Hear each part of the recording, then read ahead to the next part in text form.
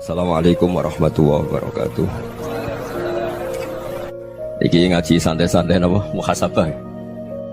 Muhasabah itu kalau Kiai Jawa maknani itu ngoreksi diri sendiri. Jadi menghitung diri sendiri. Ini pas bidang yang saya tekuni tadi karena Habib Ahmad yang minta kemarin sama ibu siapa dari Indonesian Power itu. Ibu Lia, saya turutin sekaligus saya sambil belajar terus tentang muhasabah. Dalam konteks Indonesia, muhasabah itu sudah jadi perilaku ya. Karena dulu orang tua saya, guru-guru saya kalau ngandani itu, bayangkan kalau kamu jadi dia. Jadi misalnya kita mentang-mentang atasan, otoriter sama bawahan. Bayangkan kalau kamu jadi yang bawahan itu kayak apa? Laukun tamakanah, kalau orang Arab bilang, bayangkan kalau kamu di posisi dia. Makanya guyonannya orang-orang Indonesia itu kan orang ngaramkan judi gitu, bareng dikasih tahu. Tapi yang menang anak jenengan, alhamdulillah. Ternyata ngaramkan itu karena ada anaknya. Kalau anaknya yang menang ya seneng. Meskipun itu guyonan, tapi saya punya padanan itu dalam kitab Hikam. Nabi Ibrahim itu Khalilur Rahman, tentu bencinya minta ampun sama yang namanya maksiat. Suatu saat beliau diterbangkan di alam malakut. Itu kalau di Hikam saya halaman 15 juga. Saya masih ingat betul. Mungkin kalau Anda beda halaman karena beda cetakan. Setelah diterbangkan di alam malakut, diperlihatkan sama Allah. Ada orang pezina, ada orang syaribul khomri, ada orang mabuk, ada orang macam-macam. Allah tanya sama Nabi Ibrahim, bagaimana pendapat kamu Ibrahim tentang mereka yang maksiat? Kata Nabi Ibrahim, ya Allah, habisi saja mereka. Mereka hidup di bumi engkau, makan rezeki engkau, kemudian mereka tidak taat sama engkau. Singkat cerita, di fase itu, saya ulang lagi, di fase itu Allah nurutin sampai sekian peristiwa, mungkin 3 atau 4. Sudah, setelah sekian tahun Nabi Ibrahim lupa peristiwa itu, kemudian beliau diminta menyembelih anaknya. Ini versi kitab Hikam. Memang versinya banyak tentang kenapa Nabi Ibrahim disuruh menyembelih anaknya. Ketika mau menyembelih anaknya, Nabi Ibrahim ragu. Huwa samratu fuadi, anak saya ini buah hati saya, kenapa engkau suruh menyembelih? Terus kata Allah, apa kamu tidak ingat ketika kamu saya angkat di alam malakut, kemudian kamu usul bunuh-bunuh, saya tidak mempertimbangkan usul Anda, tapi kenapa sekarang saya merintahkan kamu mikir gitu? Terus, ya karena ini anak saya ya Allah. Terus kata Allah, rumang samu wong sumpukon mata ini gak gawean kau sing gawe kowe enak wae usul mata ini. Sebenarnya saya yang bikin, kemudian Anda enak aja usul membunuh. Semenjak itu Nabi Ibrahim itu di eranya itu asfaqun nas, orang paling sayang sama manusia. Karena kadang kita keras itu ya kebetulan itu tidak anak kita, tidak keluarga kita. Cara orang Jawa itu kan gitu ya, kalau ada perempuan terus macak yang macam-macam pakai sepeda motor cowok, terus wah itu luput suwuk, semoga-moga gini. Tapi setelah dikasih tahu, niku ponakane jenengan, semoga-moga selamat. Jadi jangan-jangan kemarin ahli ma'asi itu kebetulan itu tidak keluarga kita. Kalau keluarga kita yang pernah salah pada kita, semangat kita mintakan maaf. Jangan-jangan kita didikte hukum sosial gitu. Jadi orang yang salah, kebetulan itu orang yang menservis kita. Atau keluarga kita, atau orang dekat kita. Jangan-jangan semangat kita mintakan ampun. Tapi kalau sama orang lain, kebetulan musuh kita semangatnya minta itu kena azab.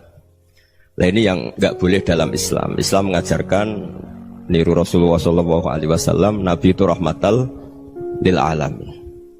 Bahkan kemarin saya ngaji virtual sama beberapa habaib. Ada Habib Ali Al-Jufri dari Mesir, ya. Ada Habib Alwi dari Kuitang, ada Habib Nabil Al-Musawa. Dari sekian habaib itu saya masih ingat diantaranya yang didawuhkan rahmatan lil alamin itu ketika Nabi adzahu qaumuh, disakiti oleh kaumnya, dan itu mereka masih kafir semua.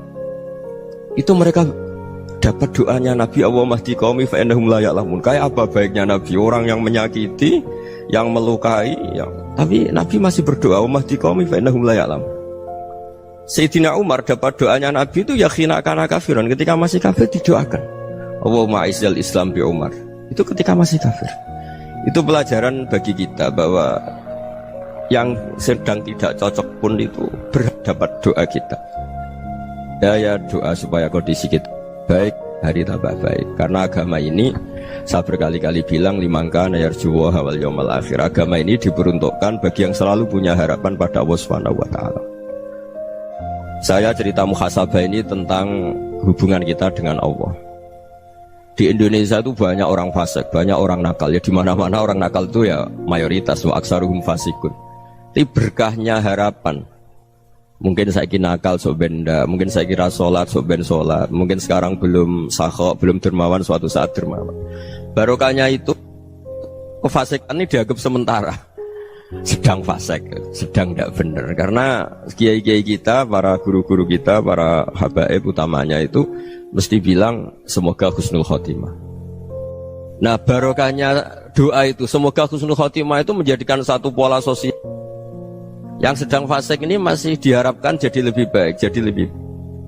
Sehingga kita tidak ngambil sikap ekstrim, yang ingin menghabisi atau ingin mengadili, tidak. Karena selalu kita punya harapan. Dan agama ini limangka nerjuwa wal yaumal akhir. Bayangkan itu kalau yang nakal itu anak kamu. Pasti kamu gak ingin kan langsung dapat azab, dapat apa. Padahal kita semua jadi tokoh ini abul kulli, bapak dari semuanya. Sehingga ketika Rasulullah SAW jalan-jalan kemudian melihat perempuan sedang menyalakan api. Kalau apinya mati ditiup, anaknya dijauhkan. Nanti kalau sudah jauh dari api, anaknya digendong lagi. Terus kata Rasulullah, matur ke semua sahabat, ara'aitum anna hadhihi tarihatan waladaha 'alan nar. Apa kamu berpendapat bahwa perempuan ini akan melemparkan anaknya ke neraka? Tidak ya Rasulullah. Tidak akan seorang ibu melemparkan anaknya ke api.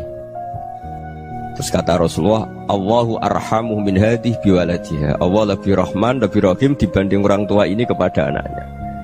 Ini yang harus kita kenalkan terus, kita kampanyakan terus supaya orang hubungannya dengan Allah itu nyaman, asik. Sehingga dengan demikian selalu ada harapan bahwa yang sedang nakal ini suatu saat tobat. Kita tidak boleh menghukumi pasti begini, pasti gini, itu tidak wilayah kita. Itu juga yang dicontohkan Rasulullah SAW. Secara lahir Nabi itu nggak berkenan sama Wahsy, karena Wahsy itu salahnya salah fatal karena membunuh ahabban nasi ila Rasulillah, yaitu membunuh Sayyid Hamzah. Jadi ketika Wahsy tobat, Nabi itu terima tobatnya. Dan ketika beliau dengan basariyahnya agak siap ketemu Wahsy karena harus ingat Sayyid Hamzah, basariyahnya diturutin. Oke, kamu iman, saya turutin, tapi jangan sering ketemu saya. Karena kalau ketemu kamu, saya masih ingat sama paman saya, Sayyid Hamzah. Kita bisa ngelola seperti itu. Kita tidak cocok sama orang, bagaimanapun mereka umat Rasulullah SAW, kita tetap mencintai mereka. Misalnya kalau beda agama, mereka sama-sama orang Indonesia, kita mencintai mereka atas nama warga Indonesia. Tapi kalau misalnya potongannya ora cocok, beda kultur, bawaannya itu mangkelno cara Jawa, ya bisa diilmoni, jangan ketemu. Wong sudah tidak cocok, ingin ketemu nyari solusi. Roh ini tok seneng itu kan ya repot itu. Ya sudah kalau nggak pati cocok ya jangan sering ketemu. Dan itu kita bisa memanage seperti itu tuh bisa. Saya berkali-kali cerita tentang Imam Syafi'i. Kalau dikasih tahu ya Imam Abu Abdillah, panggilannya Imam Syafi'i, tetangga anda ini ternyata banyak yang nggak senang anda. Jawabnya beliau senang. Ya bagus kalau nggak senang saya, ndak utang saya katanya. Jadi gara-gara saman seneng aku ngatur aku ini kan. Dan mungkin saman rasa seneng kan ya enak. Jadi hidup itu dianggap happy. Kalau seneng ya teman silaturahim, kalau nggak seneng ya nggak bakal utang gitu. Baru kayak seneng itu nggak ganggu. Gitu. Jadi dulu itu orang bisa ngelola seneng ndak seneng itu bisa. Karena ada kearifan hubungan dengan Allah Subhanahu wa ta'ala. Hidupnya selesai karena masyghul bi dzikrillah, mereka sibuk dengan Allah. Makanya kata ulama-ulama tasawuf, kamu jangan melihat manusia perilakunya, tapi kamu juga harus ingat yang gerakkan semua itu Allah Subhanahu wa ta'ala. Dengan demikian kita farah, kita senang. Makanya Nabi kalau ngutus Anas bin Malik kemudian enggak kesampaian yang diinginkan karena Anas main, ketika garwa-garwani Nabi agak tersinggung, Nabi andaikan Allah menghendaki yang saya inginkan kesampaian, pasti itu kesampaian. Jadi dianggap kegagalan Anas gak manggil yang dituju Nabi itu ya kersane Allah, ya enteng saja. Sayyidina Ali lebih parah lagi yang dialamin. Itu dalam beliau kalau dipanggil itu gak cepet-cepet ke sana. Ketika ditanya, kenapa kamu tak panggil gak cepet ke saya? Amin tu ukubatak, karena aku tahu kau orang baik itu pemaaf. Jadi makanya orang-orang soleh dulu itu bodoni itu. Makanya sekarang kalau ada orang bodoni itu mesti bidik orang soleh. Kalau orang-orang soleh itu kakean husnudzon lagi sering dibodonin. Abdullah bin Umar itu masyhur itu. Kalau ada budaknya sering sholat, sergap sholat itu dimerdekakan. Akhirnya enggak sholat pun pura-pura sholat. Akhirnya juga dimerdekakan. Ketika ditanya, kenapa engkau merdekakan? Padahal mereka sholatnya menipu engkau, kata pembisik-pembisik itu. Man khoda'ana lillah in khoda'na lah. Dia nipu atas nama Allah, berarti saat tertipu juga atas nama Allah. Enggak masalah dong, semuanya demi Allah Subhanahu wa ta'ala. Jadi ketika kita ketemu mensifati Allah Ta'ala itu ghafir, Allah pemaaf. Jangan kamu nggak fair untuk diri kamu nyifati Allah ghafir, pada orang lain Allah kamu sifati syadidul iqab. Jadi Allah kamu atur, kayak MC tadi ngatur saya. Jadi Allah itu apa? Kalau pada saya ghafir, kalau pada musuh saya syadidul iqab. Itu nggak fair. Kalau Anda punya harapan kepada Allah karena Allah Rahman Rahim, Allah ghafir, sebenarnya Allah pada musuh kita ya bisa saja Allah ghafir, bisa saja Allah Rahman Rahim. Sehingga kita melihat orang lain yang kita tidak cocok itu ya enteng saja. Itu min ummati Rasulillah sing tanaluhu syafa'atuh, tanaluhu sa'atu rahmati, tanaluhu fair. Jangan dengan kita kayak mesti dapat rahmat. Jangan orang lain kayak Allah pasti syadidul iqab. Itu tidak boleh. Sehingga ketika ada orang Badui, singkat cerita orang Badui ini kencing di masjid, semua sahabat membentak dia. Yang enggak bentak hanya Nabi tok. Saking mangkalnya orang ini karena semua sahabat bentak kecuali Nabi. Setelah dibenarin Nabi, terus Nabi nyuruh Sobbu Ali Dhanuban min ma'in. Setelah disucikan masjid itu, dia berdoa keras sekali. Allahumma arhamni wa Muhammadan wa la tarham ma'ana ahadan. Ya Allah, yang berhak dapat rahmatmu hanya saya dan Nabi Muhammad, yang lainnya jangan gitu. Karena yang lainnya tuh jengkelin, gitu aja saya salah dimarah-marahin gitu. Jadi kalau kamu doa terbatas ya kayak orang Bedui ini, kayak orang Arabi. Apa kata Nabi? Laqad tahajjarta wasi'an. Allah yang rahmatnya luas menjadi kamu sempitkan karena kamu mau atur Allah hanya rahman pada Indonesian Power, pada NU, pada kita, yang orang lain nggak perlu dapat. Itu kan kasihan Islam, karena Islam terus nggak dimiliki semua orang. Allah nggak dimiliki semua orang, Rasulullah nggak dimiliki semua orang, karena dipek NU, dipek ormas tertentu, dipek. Nggak boleh seperti itu. Nggak boleh takhasyar tawasian, kata Nabi. Nggak boleh mempersempit zat yang rahmatnya itu luas. Ini semoga etika ini kita pakai di Indonesia. Yang sedang fase kita harapkan lebih baik. Yang sedang nggak dapat hidayah kita doakan dapat apa? Hidayah. Masyhur kan, makanya tadi saya mohon sama Habib Ali supaya Habib Ahmad supaya tetap mahalul qiyam, tabaruk sama Habib Ali. Di antara doa-doa di Simtuduror masyhur itu antuqabilal mudhniba minnah bil ghufran wal musi'ah bil ihsan. Jadi harapannya para habaib, para orang-orang baik dulu ya, semoga yang dosa itu dimaafkan, yang sedang salah dibuka, bikin lebih baik. Nabi itu tugasnya juga gitu. Wastaghfir li dzambika walil mu'minina wal mu'minat. Nabi itu tugasnya juga memintakan ampun yang sedang salah. Nah ini cobalah jadi etika kita, muhasabah kita. Jadi muhasabah itu cara berpikir kita set, kita pikir ulang. Ternyata semangatnya seorang Nabi itu wastaghfir li dzambika walil mu'minat. Semangatnya itu memintakan ampun. Orang ahli tafsir tahu semua kalau Nabi itu tidak mungkin dosa. Jadi itu khitabun lin Nabi wa urida bihi ummatu, itu khitab Nabi, tapi yang dimaksud itu umatnya, karena Nabi tidak akan mengalami dzambun, tidak akan mengalami dosa. Sekarang enggak, kadang-kadang kita ini kalau orang lain salah itu semangat. Kalau di perusahaan ada teman salah, apalagi pimpinan salah itu seneng, barokahnya salah bisa ganti kan gitu. Jadi kalau mungkin di dunia tokoh juga gitu, barokahnya ada tokoh salah, kita yang jadi populer sendiri, tidak boleh seperti itu. Kita harus salimus sodri di jami'il muslimin. Jadi ini harus dilatih. Saya tadi matur sama Habib Ahmad, latihan kita jadi hidup. Nabi itu kalau resep jadi wali itu kata Nabi gampang. Kata Nabi, kalau kamu ingin disenangin Allah, ya sudah. Kalau kamu asbahta wa amseta gini-gini, perasaan kamu, kata Nabi, jangan punya perasaan ghil sama orang muslimin. Itu sudah wadzalika min sunnati. Makanya Nabi ngendikan la yablughni ahadun an ahadin syai'an. Ada yang baca la yuballighni ahadun an ahadin syai'an. Seseorang jangan melaporkan ke saya tentang salahnya yang lain. Fa inni akhruju ilaikum wa ana salimus sadri. Karena saya ingin ketemu sampean semua dalam keadaan salimus sadri, tidak punya perasaan apa-apa. Karena kalau nurutin pembisik, nurutin informasi itu ya repot, karena orang pasti sepihak. Ada kiai yang top datang ke kampung-kampung ning desa-desa, kata yang seneng itu punya akhlak. Wah itu bagus orang besar datang ke kampung-kampung. Kata yang nggak seneng, Oh itu jobnya kayak kecil kok diambil, itu kan ya kasihan itu kan sudut pandang. Makanya saya sering bilang akal kita ini cukup untuk mentasdik Rasulullah Shallallahu Alaihi Wasallam. Meskipun perasaan kita kadang orang Jawa itu beda. Saya berkali-kali bilang sama peneliti dari Jogja, kenapa sih Gus para nabi itu kok poligami istrinya banyak? Nabi Dawud katanya itu berapa? Nabi Sulaiman malah jumlahnya agak terbatas ini. Nabi Muhammad itu paling sedikit. Saya tanya gini, perempuan itu orang lemah, jadi kalau nolong orang satu gimana baik, kalau nolong orang dua ya lebih baik, ya sudah kira-kira seperti itu. Paling tidak akal kita masih tahu kalau orang baik itu kan mesti baik, nolong orang satu baik, nolong orang dua ya lebih baik, nolong orang tiga lebih baik. Tapi kalau kamu orang nggak baik, satu saja kamu terlantarin, kamu miskinkan, kamu ya tinggal diukur kan. Kalau orang baik nambah baik, tapi kalau orang buruk tambah buruk.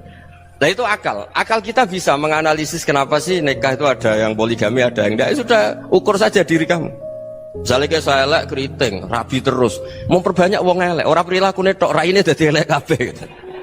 Tapi nak kowe ku ganteng, alim, ganteng, sugih. Anake ganteng-ganteng, berhubung kowe saleh ahli swarga kabeh. Mertua yo bangga karena karir kamu meyakinkan. Ini mertua kamu aja gak bangga mau nambah. Ipar gak bangga, mertua gak bangga, desa kamu yang kamu wayai juga gak beda dengan Nabi ketika nikah Juwairiyah itu gak ada pernikahan sebarokah Nabi dengan Juwairiyah itu Azharu Rasulillah. Di situ habis perang banyak tawanan, gara-gara jadi besanya Nabi langsung dibebaskan semua karena Azharu Rasulillah. Sekarang besanya Kanjeng Nabi. Dulu Abu Sufyan mangkalnya bukan main sama Nabi, gara-gara putrinya dinikah terus langsung jadi. Kalau kamu kan enggak, nikah satu, nikah lagi, satu kampung musuhi kamu karena istri pertama ya cemburu, yang kedua agak bangga. Wah itu selesai itu di dunia wal akhirah. Maksud saya nganalisis Islam itu harus pakai akal. Dan akal yang dipakai, ini saya bawa ke kitab Ihya, adalah pikiran-pikiran para ulama. Makanya ketika Imam Ghazali ketika ditanya fakaifa bi muslimin fasikin asawwaha fi jami'i amri, kalau kalian ketemu orang fasik, orang Islam tapi fasik, perilakunya nggak ada yang benar. Kata Imam Ghazali jawabnya lucu, aneh. Ma min muslimin illa wa islamuhu ta'ah. Tidak ada orang Islam kecuali dia mau Islam, membenarkan Allah dan Rasul itu sudah taatnya dia. Kok kamu tidak bisa melihat taatnya dia? Dia pikirannya kan ini pemabuk, ini tukang apa. Tapi kata Imam Ghazali, sebenarnya kamu masih bisa berpikir positif. Ma min muslimin illa wa islamuhu ta'ah. Tidak ada seseorang Islam ketika dia milih Islam itu pasti ada taatnya, yaitu tasdik pada Allah dan tasdik kepada Rasulullah Shallallahu Alaihi Wasallam. Jadi dengan pola seperti itu, maka di antara guru-guru kita yang modern ya di era Mbah Maimun, di sini ada Habib Ahmad, Habib Salim, syair yang sering dibaca beliau adalah ada orang munajat sama Allah. Ini cerita munajat. Itu orang itu ngendikan gini, ana musnibun, ana mukhtiun, ana asi, huwa rahimun, huwa ghafirun, huwa afi. Ya Allah, saya mukhti, saya orang yang salah. Ana muslim, saya orang yang dosa. Ana asin, saya sering maksiat. Tapi engkau ya Allah, engkau ghafir, pemaaf. Engkau rahim, maha pengasih. Engkau afin, yang mudah memaafkan. Kata orang ini, ya agak kurang ajar, tapi saking senengnya sama Allah. Qobal tuhunna salasatan bisalasat. Ya gini saja ya Allah, sifat engkau diadu dengan sifat saya. Engkau Tuhan, Gusti, nggak boleh kalah gitu. Terus wasatahliban ausofu ausofi, dan engkau pasti pemenangnya gitu. Jadi ada orang rayu Allah dengan cara seperti itu ya ada ya. Saya ini manusia, salah saya banyak. Engkau ampunannya banyak. Engkau Tuhan, Gusti, nggak boleh ampunan Anda, ampunan engkau kalah dengan salah saya. Nggak boleh Tuhan kok kalah. Jadi untuk supaya orang punya harapan gitu. Banyak juga wali-wali yang jadab ketika datang ke makam Rasulullah SAW. Itu kalau dongo ya agak kacau sebetulnya, cara syariat agak kacau. Ya Allah, engkau punya dua pilihan. Jika engkau menjadikan saya soleh, surah habibuk, yang senang kekasihmu, yaitu Rasulullah SAW. Tapi jika engkau menjadikan saya fasik, surah adubuk, yang senang itu setan. Monggo jenengan mau menyenangkan kekasih jenengan, mau menyenangkan musuh jenengan, monggo jenengan bebas kok memilih. Mestinya Allah ya senang menyenangkan kekasihnya. Jadi ya, intinya Allah dipaksa untuk menjadikan dia orang soleh gitu.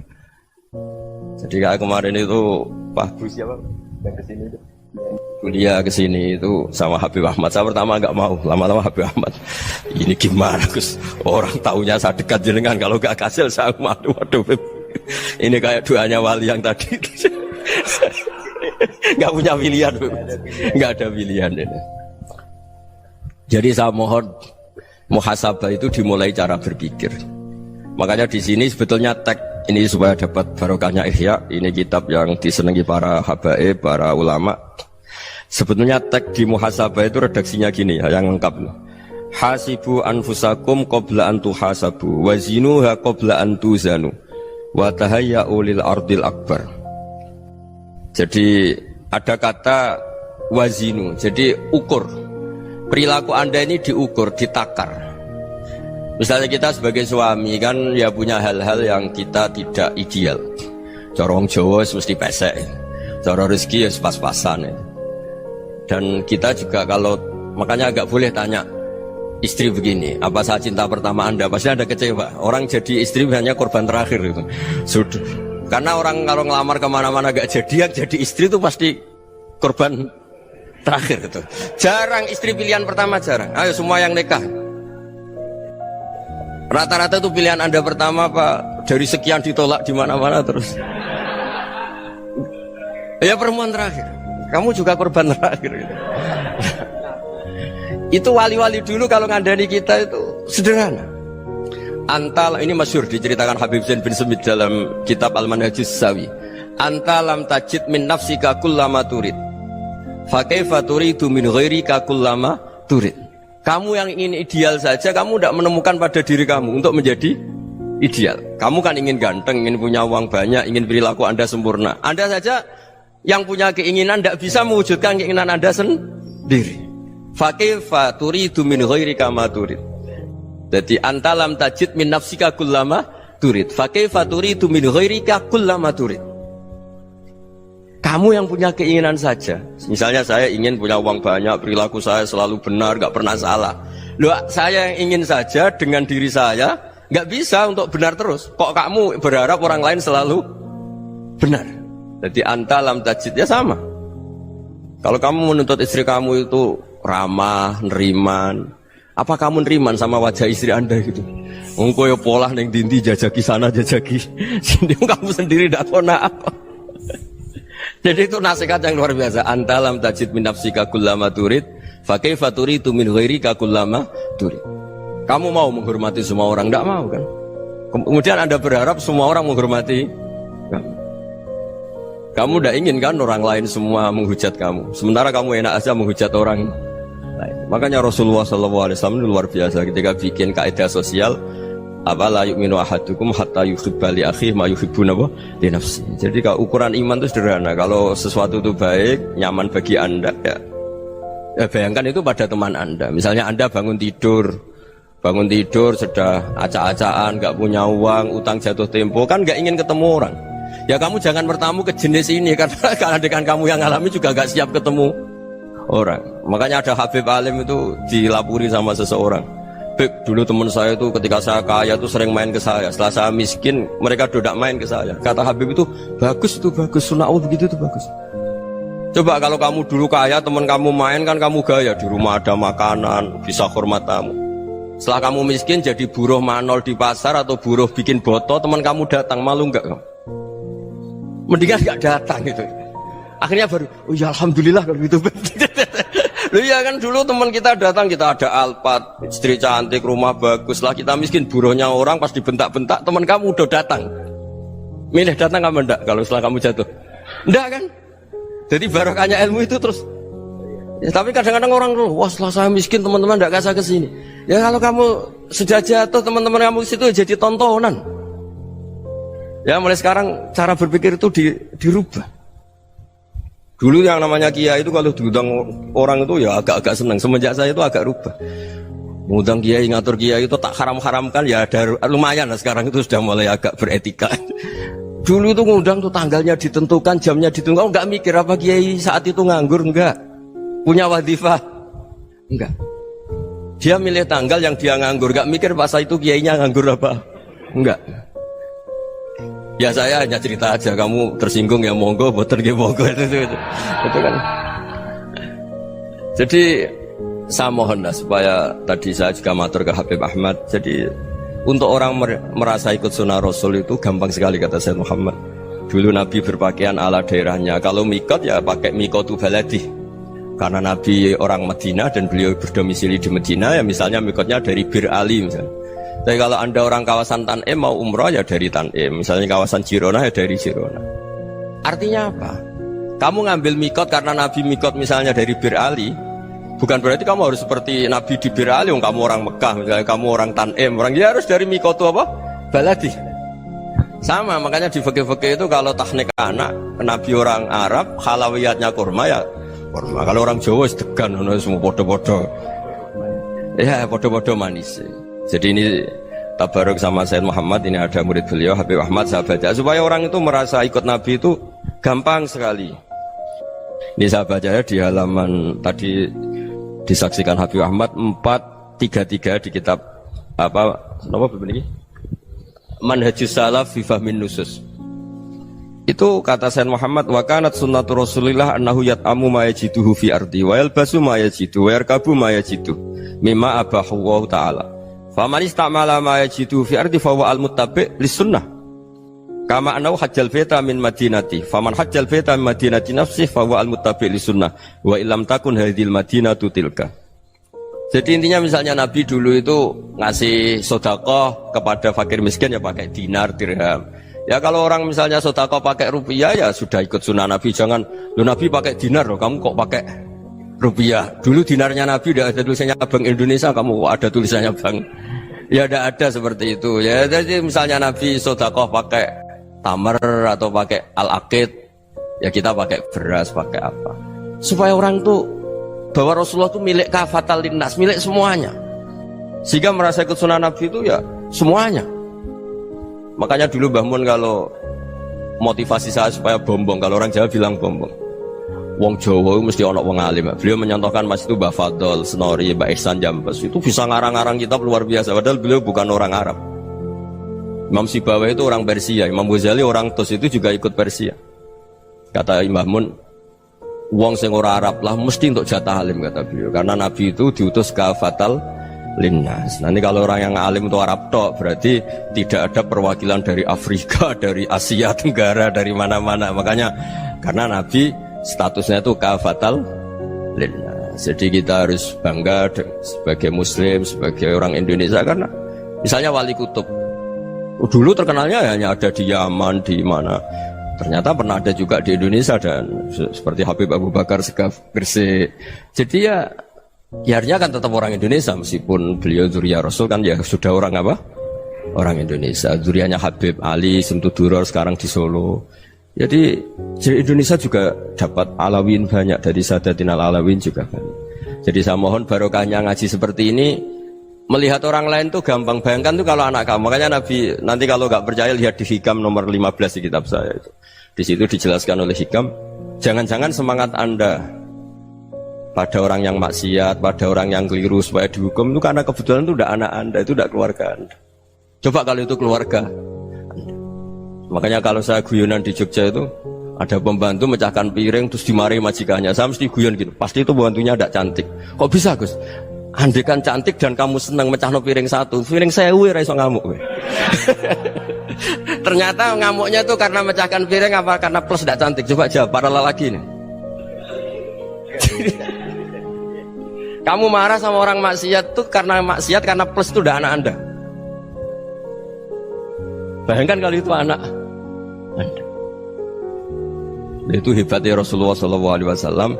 Karena kita yang salah pun kadung umatnya, Nabi tetap ngasih fasilitas syafaati li ahlil kabair min ummati. Kayak apa baiknya Nabi? Tidak ikut maksiat tapi ikut fasilitasi ngasih syafaat. Loh kalau li ahlil ibadah kan wajar. Nabi ketika ini syafaati li ahlil kabair min ummati. Ya karena tadi logika yang dibangun Rasulullah itu logika yang luar biasa. Kita semangat orang lain kena hukuman itu karena kita tidak punya ra'fah, tidak punya rahmah. Coba kalau Rasulullah yang bil mukminina raufur Rahim. Semangatnya itu mendoakan supaya tobat, mendoakan diampuni.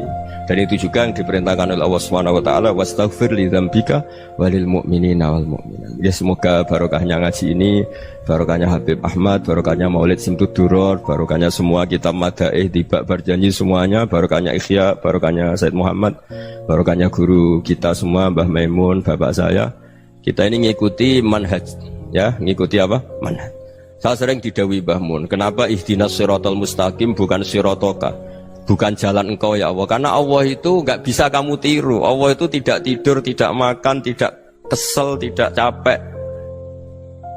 Yang bisa ditiru itu siratal ladzina an'amta alaihim. Yang bisa ditiru manusia ya niru manusia. Karena Allah itu tidak bisa ditiru. Makanya ihdinas siratal mustaqim siratal ladzina. Dan niru siapa? Niru guru-guru kita.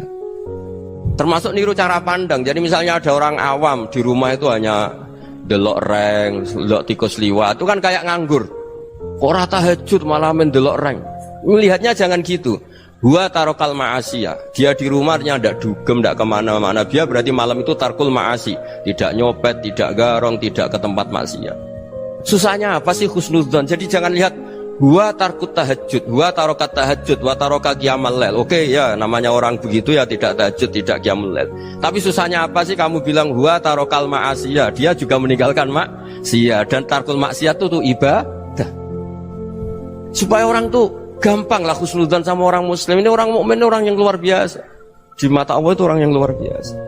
Kayak tadi Imam Ghazali, kalau saya ketemu orang muslim kemudian dia tidak pernah baik, gimana? Kata Imam Ghazali, ma min muslimin illa wa islamuhu ta'ah. Tidak ada orang Islam ketika dia mentasdihkan Allah dan Rasulullah, berarti dia juga punya taat. Ya ini latihan saja, sing iso nglakoni Habib Ahmad kula namung cerita mawon. Kula cerita secara akademik, saya punya kitab, saya baca dan alhamdulillah kita paham barokahnya para guru, dan supaya terbiasalah. Sebaik-baiknya ibadah husnudzon billah wa husnudzon bil mu'min. Soal tidak cocok ya diilmoni tadi ya, namanya nggak cocok ya jangan sering ketemu. Seperti Rasulullah SAW, beliau karena sangat mencintai Said Hamzah, ketemu orang yang pernah begitu sama Said Hamzah ya beliau secara basyariah tidak siap. Tapi beliau secara cara bahasa sekarang, secara profesional, kalau beliau seorang nabi dan harus menerima tobatnya siapapun ya diterima. Saya meskipun dengan AB gak cocok karena dia begini-begini sama saya, tapi saya ingat dia sholat, dia baca sholawat, dia mencintai Rasulullah, ya kita hormat. Ya soal gak cocok ya di manage tadi ya, zuruhiban tasdadhuban. Kalau gak pati cocok ya jangan sering ketemu, bawaannya enak nanti. Ya semuanya itu diilmoni lah. Makanya ngendikane Ma'ruf Al-Qurhi ada yang baca Al-Kharki, mangqala fil yaumi salasa marrat wa marham ummata Muhammad kutiba minal abdal. Karena semangat mencintai siapapun satu hari sering baca marham ummata Muhammad, wa ma aslih ummata Muhammad, wa ma tajawaz an ummati Muhammad, itu mesti kutiba minal abdal. Dia pasti termasuk wali abdal. Maksudnya semangat mencintai ya dilatih lah. Misalnya Indonesia Power atau PLN, andai kan tidak ada PLN tuh kayak apa? Orang nggak bisa ngaji, tidak bisa aktivitas. Ya barokahnya ada PLN, barokahnya jasanya. Kita sadar, tidak semua kebaikan kita ini memenuhi keinginan orang banyak. Gitu. Orang banyak ingin listrik, ingin saluran apa, dan itu kadang yang mewujudkan orang lain atau kelompok lain. Ya karena itu manfaat ke orang lain ya kita doakan. Karena khairun nas anfa'uhum linnas. Sehingga kita terbiasalah ngakui orang lain. Seperti semangatnya Rasulullah SAW, semuanya itu didoakan, semuanya diinginkan kebaikannya. Bahkan Nabi gak putus asa sampai di akhirat. Ketika Nabi lain sudah putus asa karena sudah akhirat, sampai dimintai syafaat semuanya bilang nafsi, nafsi. Karena merasa semuanya gak punya nyali di depan Allah, karena ini sudah akhirat, sudah finish. Tapi apa Rasulullah? Analah, ya udah saya sanggup mensyafaati kalian. Terus kata Nabi, fa'atiyal arsya, saya mendatangi aras, fa akhirru lahu sajidan, saya sujud, wa ahmaduhu bima hamida allamaniha rabbi. Kemudian saya tetap muji Allah dengan pujian yang terus menerus. Padahal sudah di akhirat, sudah finish. Nabi dimintai syafaat masih sanggup, karena Nabi tahu akhirat tidak bisa mendikte Allah, tidak bisa. Allah terus bilang, ya Allah ini akhirat, engkau sudah tidak boleh mensyafaati, tidak bisa. Allah tidak bisa diganggu akhirat, Allah tidak boleh dibatalkan rahmannya oleh akhirat. Allah tetap Rahman Rahim abadal abad. Dan Nabi tahu itu. Makanya kata para ulama, fa Muhammadun ahmadu min ghairihi. Jadi Nabi Muhammad namanya dua, yang terkenal. Sebenarnya banyak yang terkenal dua, Muhammad sama Ahmad. Ketika Nabi punya nyali memuji Allah di akhir akhirat atau sudah di akhirat itu fa Muhammadun ahmadu min ghairi. Ketika nabi lain sudah tidak punya nyali muji Allah karena sudah akhirat, Nabi Muhammad tetap berani muji Allah di saat seperti itu. Makanya ahmadu di situ kata ulama itu af'al tafdil, fa Muhammadun ahmadu min ghairi. Kanjeng Nabi lebih memuji Allah di saat yang nabi lain sudah tidak punya nyali untuk muji Allah di saat itu. Makanya kata Nabi fa akhiru lahu sajidan wa ahmaduhu bimahamida 'allamaniha rabbi. Akhirnya setelah lama gitu terus Allah ngendikan ya Muhammad irfa' ra'sak wasal tuttah wasfa' tusyaffa. Sudah Muhammad, angkat kepala kamu minta apa saya turutin, dan kalau kamu ingin mensyafaati umatmu saya beri hak apa? Syafaat. Nah, semoga semangat itu juga menjadikan kita munajat bahwa rahmat Allah tidak terbatas, harapan juga tidak terbatas. Mungkin yang sedang nakal ya kita katakan sedang, jangan terus kamu pastikan wah ini mesti suul khotimah, mesti tidak orang baik. Tidak, agama ini liman kana yarjuwaha wal yaumal akhir, selalu bagi yang punya harapan. Ya, mugi-mugi dapat barokah semua. Mantu dengan kata wassalamualaikum warahmatullahi wabarakatuh.